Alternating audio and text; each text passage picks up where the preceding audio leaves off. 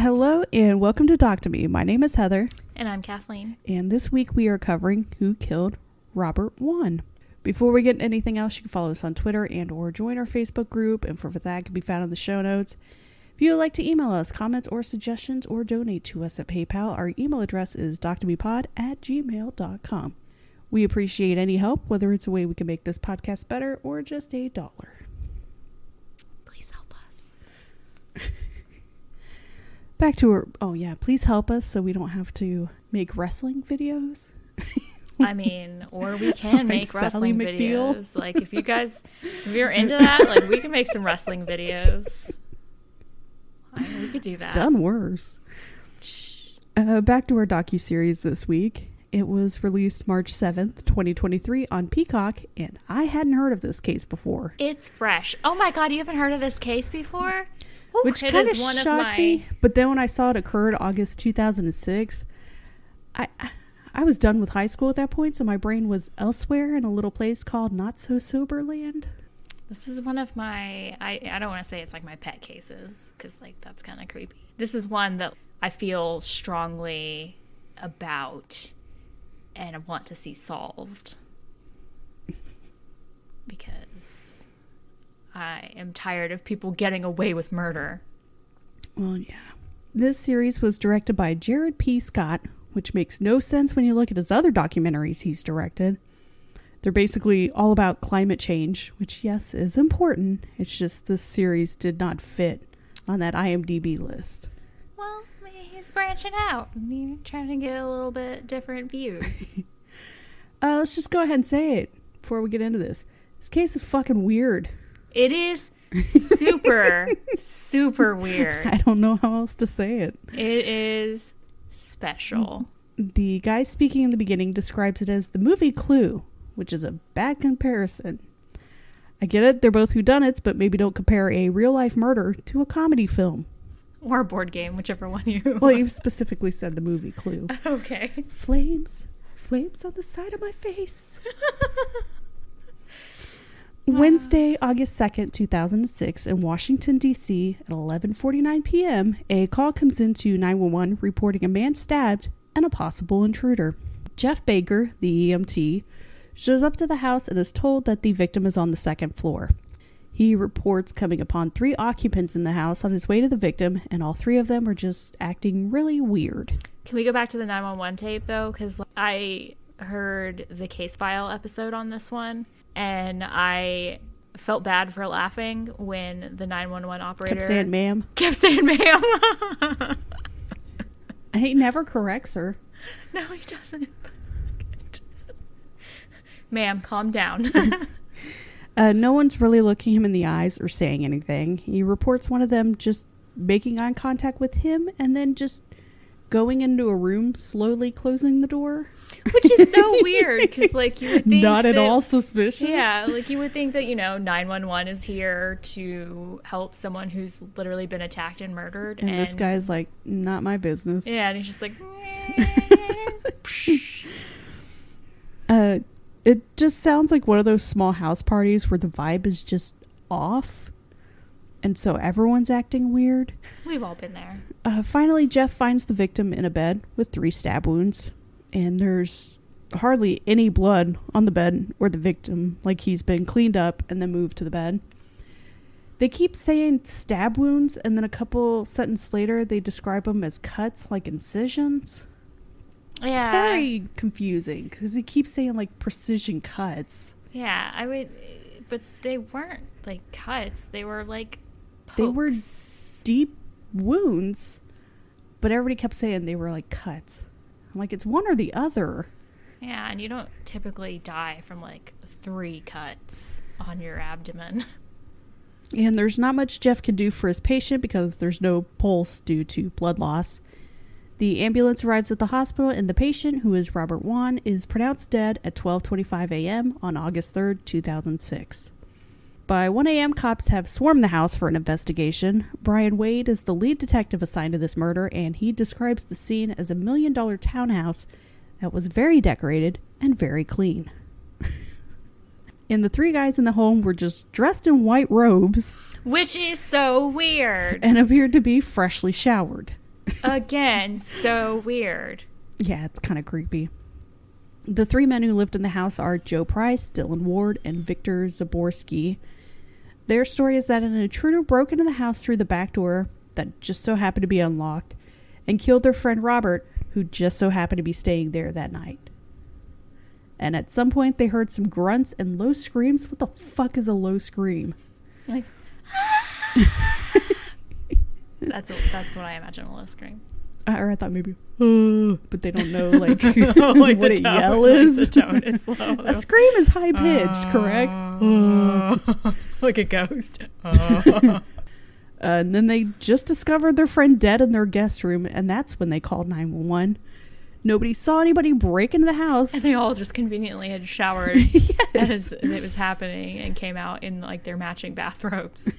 Nobody saw anybody break into the house, and yet they just right away assumed it was an intruder. When interviewing the 3 men, Brian notices that Joe is definitely in charge. At one point, Dylan starts to say something, and Brian caught Joe giving Dylan some sort of look as if to say, shut up, and Dylan just stopped talking. At some point around midnight, Joe called Robert's wife, Kathy, to let her know that her husband had been stabbed, and that she needed to go to the hospital to see him. Like, at that point, you know he's dead. Why would you? Yeah, like, don't get her hopes up, asshole. So the 3 men are transported to the Violent Crimes Branch to be more thoroughly interviewed by other detectives. As lead detective, Brian stays at the scene to investigate. The bed that Robert was found on was a couch pullout, and the bloodstains on that bed in no way add up to the blood loss that Robert suffered. No, I think they said later he lost like a third of his blood. That, like, the blood on his bed looks like when I've had nosebleeds. I don't want to get too graphic, but if you told me that was blood from a teenage girl that forgot to put in a tampon, I'd believe it. Yeah, it's literally like, it's like nosebleed level. Yeah. On the floor, they find a towel. Again, not much blood on it. Even less than what was on the bed. Next to the bed on the bedside table, they find a bloody knife, which matches the set in the kitchen. On a desk in the room is Robert's clothes, neatly folded, and his wallet and his BlackBerry phone. So we're supposed to believe a stranger just walked in through the unlocked door. Grabbed a knife from the knife just lock. happened to know the door was unlocked. Grabbed a knife from the kitchen, stabbed the one guy who didn't live in the house, cleaned him up, and then gently placed him into this bed without anybody knowing he was even there, or even leaving a bloodbath. Not to mention, like, went upstairs. Yeah. And past other people's bedrooms. And goes back downstairs and leaves.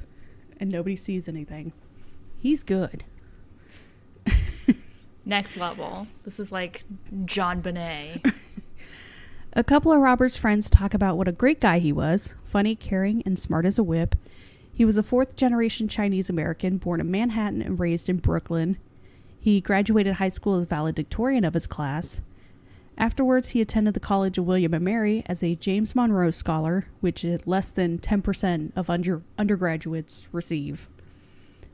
Here at William & Mary is when he befriends Joe Price. After graduating in 1996, he then moved on to the University of Pennsylvania Law School, where he received his JD degree with honors in 1999. So he's a smart dude. Very smart. We would have absolutely nothing in common with him. No, we would not. We'd be like, seen any good movies lately? I watched Megan. That was disappointing. That's on Peacock, by the way. Yeah. Okay, you know what? Not every movie needs to be like a funny, gory movie. Some movies you just need to pick one or the other. And that is my review of Megan. I have not seen Megan, but I did watch We Have a Ghost. I need to watch that. And I've got to say, it was pretty good. It was the kid liked it. She said, "Is it going to be kind of creepy?" And I was like, I mean, I guess there's some creepy parts. And she was like, "Then I'm in." And I was like, okay. What did we watch? Oh, we watched Pixels today. Oh. With the 3-year-old. He enjoyed it. Cute. Cute. Anyway, again, we have not seen each other in a while.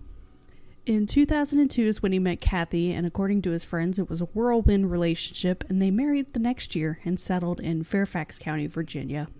And 2 months before his passing, he was hired as general counsel for Radio Free Asia, which is a media company For Asian countries that usually have like tighter press. Right. I don't know how else to describe it. It's already late. You're like, it's a company and they paid him a paycheck. It's media stuff for Asian market. He was working a job. Not like Asian market stores, but Asian market news market. You said market store and now I'm hungry. Back at the police station, they start to establish the dynamic of the household. Joe Price seemed to be the leader, and he is partnered to Victor Jaborski, who seems to be the exact opposite. And Dylan Ward fits in as, they say third, but he was never with Victor. Yeah, it was like a triangle that didn't actually meet. No. So it was just... Joe had his partner and a boyfriend. Yeah. It was like it wasn't same-sex marriage wasn't a thing, so we have to say partner. Yeah, but it wasn't like a throuple. Yeah. Which, I mean, is always my dream. Not like in that way, but just like having 3 people in a marriage. Not sexually, but just the That's whole a maid. No, because I want them to live with me full time, and I don't want to pay them. I just want them to be part of the environment. I want them to be contributing financially. A cult? Yes, a commune. A commune. That is my dream. But a small level commune. I don't want like 50 people, and I don't want any of the weird sex shit. Like, you know. Don't judge me, okay? Don't judge me. What I want is like us to be neighbors and we just take the fence down. Okay, I so mean, we I can could still just hang out. I could do that too. I could do that. If we've learned anything from Sister Wives, love should be multiplied, not divided. No, exactly. But also pretend that last season doesn't exist and the Brown family is still together. Shit went bad real fast. It took several seasons. But once it like went bad, it went bad fast. Maybe don't marry somebody who kicks dogs. Yeah, Sob and Robin's not so great. Oh my god, I didn't know that. They keep describing Dylan as a third wheel, but he was only hooking up with Joe. Yes. What the cops find strange is that this was the first time Robert had even spent the night at this house. It's just... But, like, I think that he had stayed the night at another house that they had. But this house specifically, yeah. And they frame it in a way like, oh, he's such a straight guy. Why would he spend the night in a house full of gays? It's called because he's fucking friends with them. There was definitely some, like... There was a lot of homophobia. Yeah, there was some homophobia in all of this, but... Yeah, I mean, he's fucking friends with them. Like, he doesn't have to be gay to sleep with. Him staying there was kind of a last-minute thing, it seemed. He knew he was going to work late that night, and rather than take public service and possibly waking up his wife when he got home, who he knew had to get up early the next day, he called around to a few friends who lived in the D.C. area to stay at their places, and Joe was just the first one to respond to him. Right. He had also called up a female friend from college. And yeah, Joe just happened to be the first one to be like, hey, yeah, of course you can stay the night. At 9:30 that night, he called his wife Kathy to chat with her to tell her, you know, he loves her. Aww. At 9:40, he meets with the night staff at Radio Free Asia, which was the whole reason he was staying late. At 10:24, he calls Joe.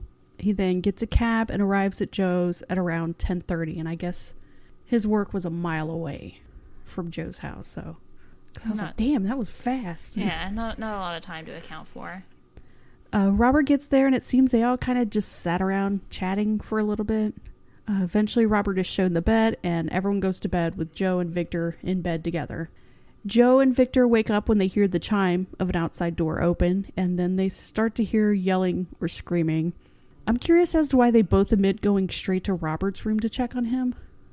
Maybe it didn't sound like a woman screaming. Or Dylan. They just don't go to Dylan's room to check on him. I don't know if it was editing on the part of the show or themselves when they said that. Anyway, they find Robert in bed and the knife is lying on top of him. Not inside of him, just flat on his body. Joe admits to picking the knife up and moving it to the bedside table. Joe lifts up Robert's shirt, sees the wounds, and yells at Victor to go call 911. Hearing the commotion between Joe and Victor is what woke Dylan up. I mean, I'm sure Victor screamed a lot. I mean... And Joe says he remembers at some point seeing the back door open, so that's why he assumed the intruder came in that way. But even that story doesn't make a lot of sense. Like, you saw them leaving? Like, what? Or just the door was open.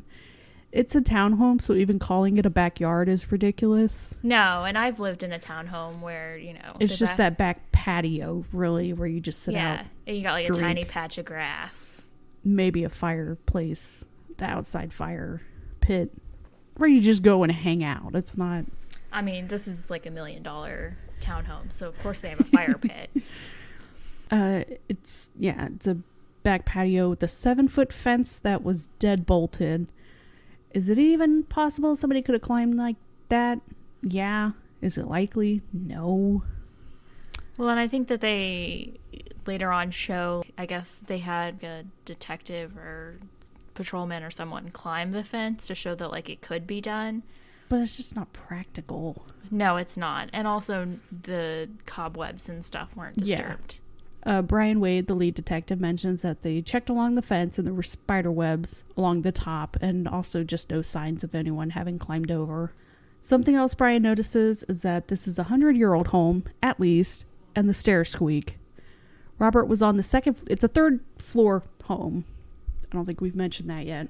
Robert was on the 2nd floor and no one heard an intruder climbing up and down the stairs. So obviously cops are not buying the intruder story. Dylan's alibi is that he was in his room and there's no one to back this up. And yet Joe is so adamant that it couldn't have been Dylan. It had to be this stranger.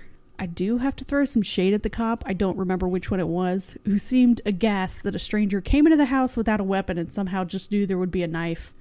They just knew there would be this knife block in the kitchen.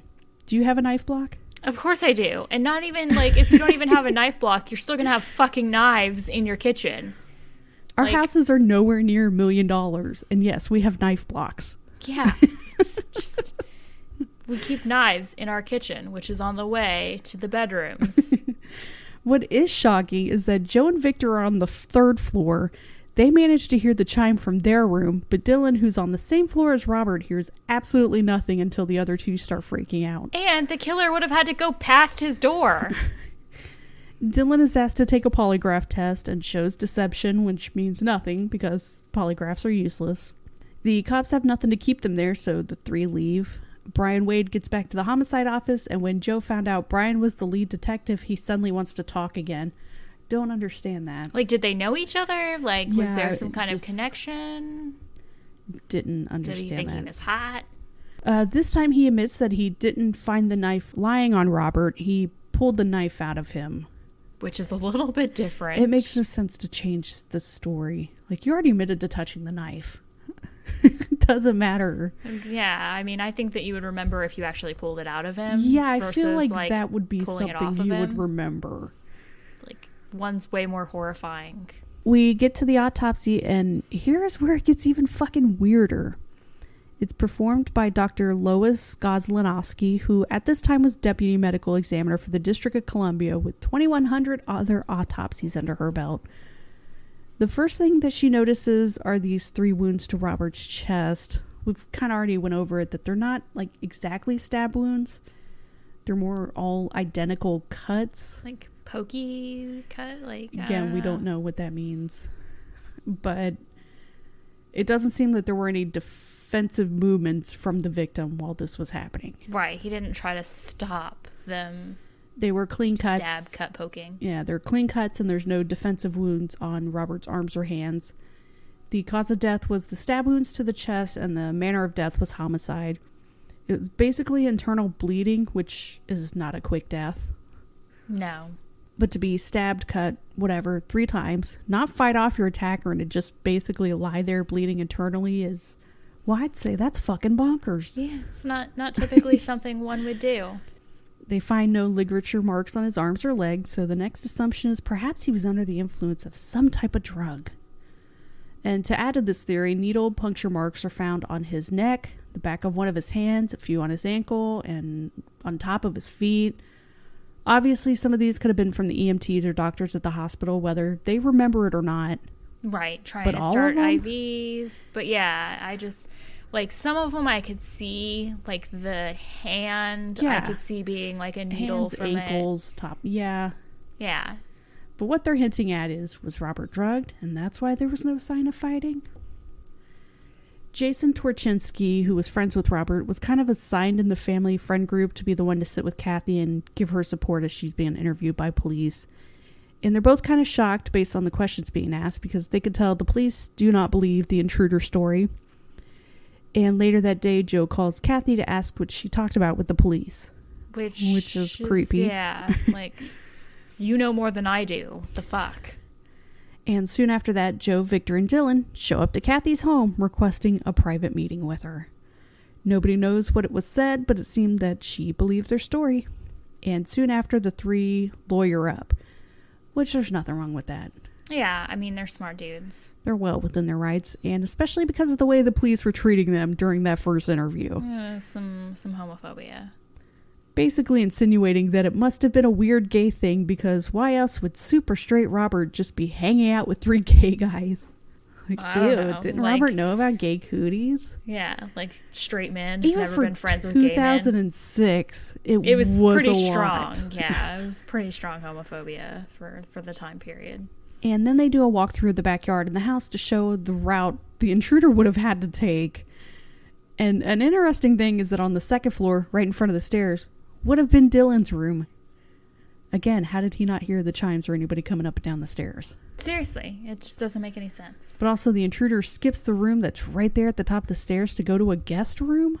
That he doesn't even know if someone's staying in. He goes into this room and doesn't just stab right away. He walks around the bed, going past a wallet, phone, and a watch to stand on the other side of the bed to stab a victim who somehow doesn't react. It's all so suspicious. He then proceeds to go back downstairs, passing by Dylan's room, and goes out the back again to jump over the fence instead of going out the front door. This is a townhome, which means it shares a wall with the home next door. Neighbors that share a wall report that while they were watching the nightly news, which would have been between 11 and 11:30, they recall hearing a scream. They are able to establish that the scream came from Victor when he discovered the body. Again, the neighbors reported the scream during the news, which ended at 11:30, and Victor didn't call 911 until 11:49. So what was he doing during that gap in time? Yeah, like just staring at him for 19 minutes. Just screaming. I will also link to the 911 call because it's fucking weird. We'll go over a little bit of it. Victor doesn't say anything about our friend being stabbed. It's somebody was stabbed. He somehow knows Robert was stabbed, but isn't sure where on the body. He's so scared of this intruder possibly still being in the house, but he's fine with staying on the top floor while his partner's on another floor. It's also like he's not really paying attention because the operator has to keep repeating herself often. He calmly mentions that the intruder must have one of their knives. Again, why? Yeah, why would he not bring his own knife? And on the call, Victor reports hearing the chime after the screams. He again mentions how frightened he is to go downstairs because of the intruder and then just calmly asks for the current time. Which is the weirdest thing of all, because who the fuck cares what time it is? Your friend was just fucking stabbed. But he doesn't want to interrupt, EMTs if it's like too late. Can we put a hold on that 911 call? He's already dead. We can wait. And it is strange that it's never, I heard this or I heard that. I think it's this. Every time he says something, it's we. We think it's an intruder. We heard the chime. We have no idea. Almost like they worked out the story together so that it became a group thing. Yes. Which makes more sense when you have that gap in the timeline between Victor's scream and the 911 call. Victor came down and saw what was happening to Robert, which would explain the scream. And then they had time to possibly get stories straight. And maybe clean up a little. And then the call. We don't know. 72 hours after the murder, the cops are looking through Dylan's room for any evidence and just stumble upon a treasure trove of BDSM equipment and toys. It is a plethora. Normally you see a dildo or two and you just kind of giggle. This man had... But the amount of shit they found in this room, like, you would gasp. This man had fucking sex toys for days. But hey, you do you, as long as everything is consensual. Yeah, I mean, you know, whatever. If you have your toys. It's a lot. So the cops see this, they go, of course, gay guys are perverts and clearly sexually assaulted this guy. Like, it just feeds into their theory. Of course. It's so ridiculous. And they request the medical examiner to go back and test for sexual assault. She finds signs of sexual assault of his rectum, and the semen reveals it's Robert's own. Fucking weird. I know. And that is what is just like mind-blowing for me, because that's not something you find every day. It just made... I had more questions.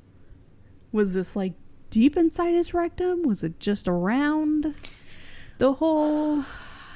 Which makes me curious. Could he have like jerked off into his underwear and then it just like rubbed on the outside of his, which is another thing. Like, yeah, like it would be beneficial to know like where his semen was around his rectum. Like, was it like inside, like deep, like...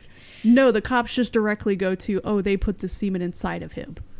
Right, because like... I'm like, okay, but... Like, I'm picturing, like, you know, you're laying in bed, you're jerking off, and then it just, like, you know, gets everywhere. Yeah. Like, maybe it rolls down to your butt. Maybe you're, like, cleaning up, and I don't know. Like, then you take a shit and you wipe your ass. I don't fucking know. Like, there's, like, so many different things that could happen, but also it all depends on where exactly the semen was. Because they said, like, they also found deep his inside semen of his rectum. Well, because when they said they also found semen on his genitals, I was like, okay, well, clearly he was like just jerking off.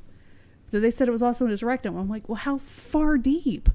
Right, like, was it on the cusp of his rectum? Like, was it like inside of his rectum? Because if it's inside of his rectum, then obviously, like, that's pretty sus. Because like most, you know, casual dudes aren't like jerking off and then we're not experts. I don't know. yeah just we'll leave it at that. We're not experts. Just a little more information. Yeah, it could just be an easy thing to figure out. And then we finally get to episode 2.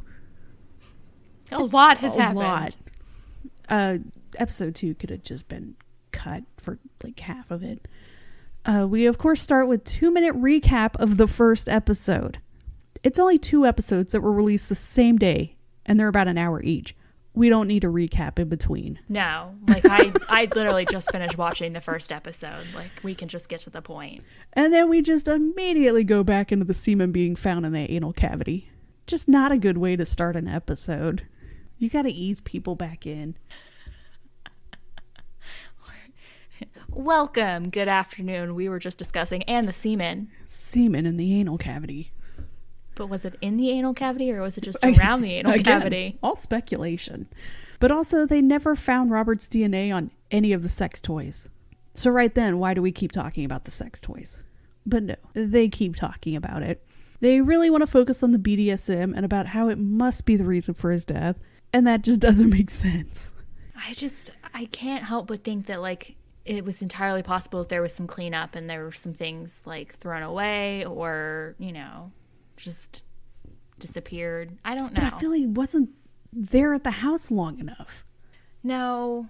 And that's, you know, for all we know, the semen was just around his rectum and he just happened to, like, jerk off and it, like, got there. And then he was stabbed, and the semen has absolutely nothing to do with being stabbed. There's just no reason to waste the amount of time that they do on the BDSM angle. It's other than, like, you know, the homophobia. There's no proof he was tied up. His DNA wasn't found on any of the toys. Everybody attested that he was straight and happily married to his wife. He was literally at this house just to sleep for the night. He'd only been there like an hour. The toxicology results come back and they can find no reason why he wouldn't have put up a fight. However, they also didn't test for any paralytic anesthetic because most of those contain ingredients that are naturally occurring in the body. They keep mentioning succinylcholine, which makes no sense. It works so quickly. Why would you even bother stabbing him? No. Like, I think 45 seconds, you aren't able to breathe anymore. Yeah, he would have died. And he would have suffocated before he even bled out. Robert's funeral is held the next week with Joe, Victor, and Dylan attending. Very brave. Joe was not only one of the pallbearers, he was receiving his own condolences from people. You'd think he'd just sit in the back and not say a fucking word. Yeah. We're back to investigating the scene and trying to figure out why it wasn't a bloody mess. The cops bring in a dog who alerts to there being human skin cells or blood in the lint trap of the dryer, and also a drain in the rear stairwell. And then that's all we hear. Again, not concrete proof that it could have been from Robert's blood, so they use reagent to try and see if they can find proof of blood that's been cleaned up in the house. Problem is, they didn't read the fucking instructions on how to mix it and just use it, and miraculously, they found signs of blood everywhere in that house. It lit up like a fucking like a Christmas slaughterhouse. tree. They ended up doing $250,000 worth of damage to the house. That house was fucked. It looked like my shower after I dyed my hair blue. It was bad. Like, how do you not spray it on like one wall and go, I don't think this is working right? No, you do the whole goddamn house. There's blood on every single wall in this house. It's like fucking Exorcist. Top to bottom, blood everywhere. Fucking idiots. Not the smartest. A month into the investigation, they start to look at the knife, the murder weapon. They can't find any DNA or fingerprints that match anyone in the house.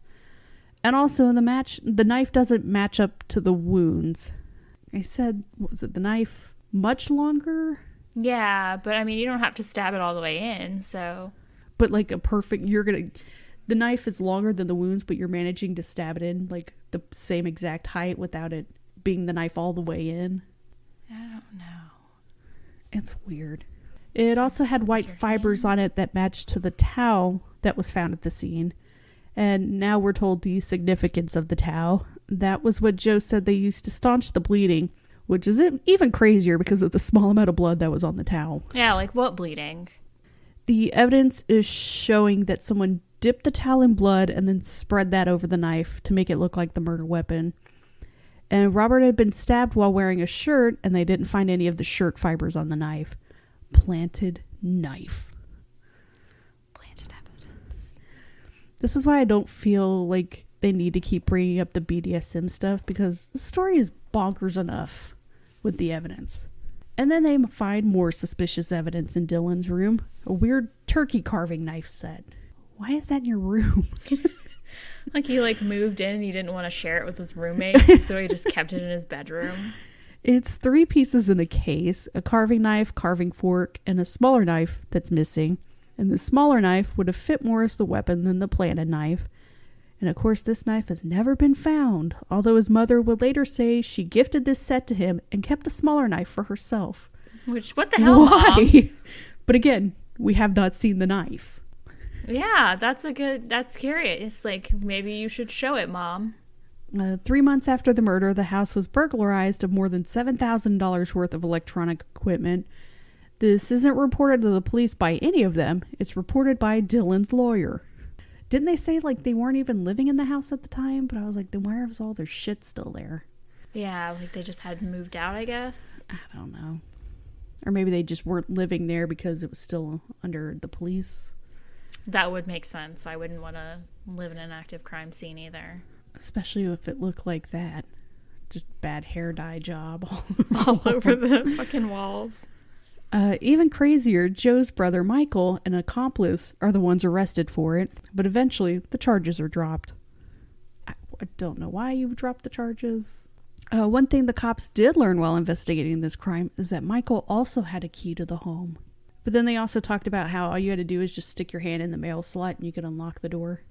So I don't know the significance. Yeah, and I just, would anyone and everyone know that you could just stick your hand in the mail slot? Because there's people still living in that house and the neighbors. Maybe you shouldn't announce that. Yeah. Even more suspicious, when Joe was asked during that first interrogation the night of the murder if anyone had a key, he said no, but his brother had a key. I wouldn't remember everyone that had a key to my house. Michael also worked at a hospital, so could he have stolen a paralytic agent and used it on Robert? And he missed class that day at school. But that all falls apart when his phone doesn't show him anywhere near the townhouse and his partner alibis him. Wait, is he gay too? Yes. But I like how the guy was like, well, he worked at a hospital. He could have just grabbed a paralytic agent off a cart.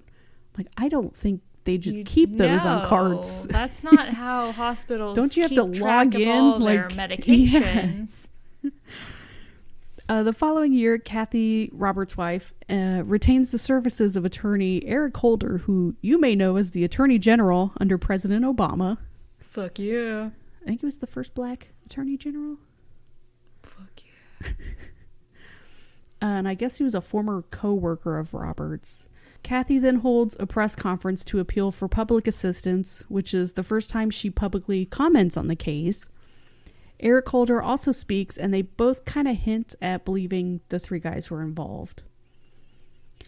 Which was shocking because everyone was under the impression that Kathy was still buying the stranger theory. Soon after this happens, the three guys sell the townhouse and move down to Florida.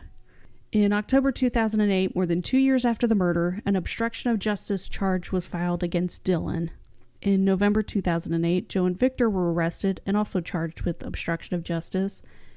They were later released pending trial, but subjected to electronic monitoring and curfews. November 25, 2008, Kathy files a wrongful death lawsuit against the three.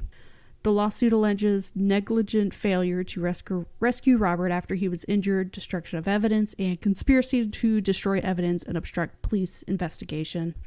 December 19th, additional charges of conspiracy were filed against all three. During the same hearing, the electronic monitoring and curfews were ended, and prosecutors said charges related to tampering with evidence could be filed in the future. The belief was that they didn't have enough evidence to charge with murder, so they just kept piling on charges in hopes one of them would flip. More information about the murder comes out, such as evidence of some suffocation, possibly, and 2 emails had been drafted on Robert's BlackBerry at a time when he was believed to have been dead already. But, like, what would you have written?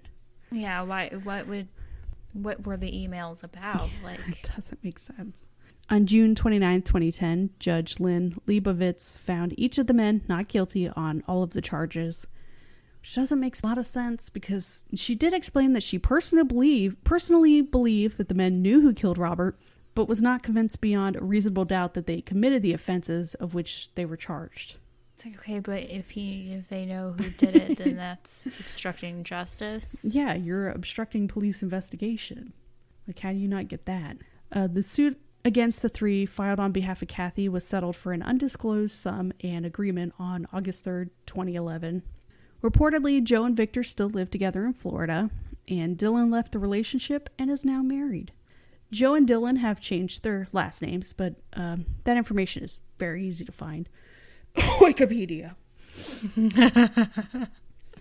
So a still unsolved murder. In the years since, multiple organizations established scholarships and memorials in his name.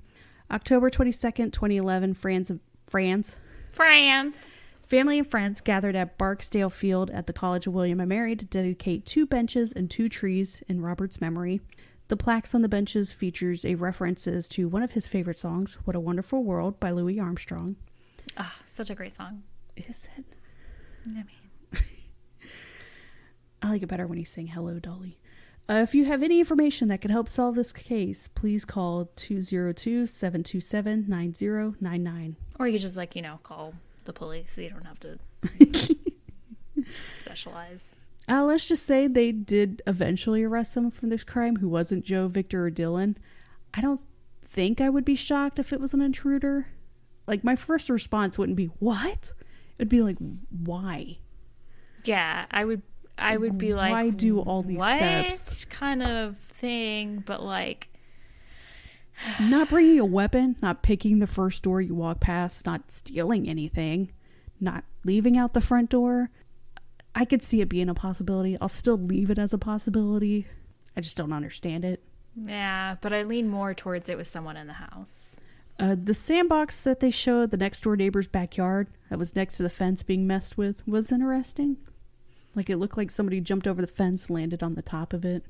But not really. I feel like that could have happened from anything. Fat cat. Yeah, I mean, seriously though, like the tops of those little sandboxes are pretty fragile. Like, I feel like anything could have like popped it in a little bit. I'm just leaving it open. Yeah. It's such a crazy case. Wasn't a huge fan of this docuseries. Could have just been an hour and a half film. I agree that it could have been a film. Not everything needs to be a series. I can agree with that. So yeah, who knows if this will ever be solved completely. Cops never kept a sample of his blood, so it's not like we can do any more testing for drugs that might have been in his system. Which is bullshit. But it was not the succinylcholine that they kept bringing up. No. It just doesn't make sense. It works way too quickly. Unless that's what killed him.